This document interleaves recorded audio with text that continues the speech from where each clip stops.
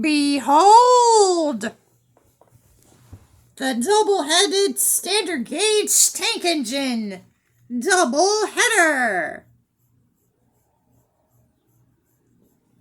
This engine has 2 boilers on each side.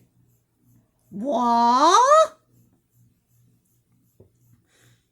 That's right, 2 knex steam model tank engines on each side. One on the front and one on the back. Plus, it has 2 sets of whistles and whistle pitches and tones. Oh, excuse me.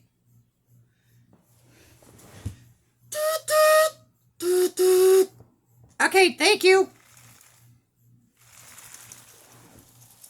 All part of the experimental vehicle series. Stuffed animal cat not included.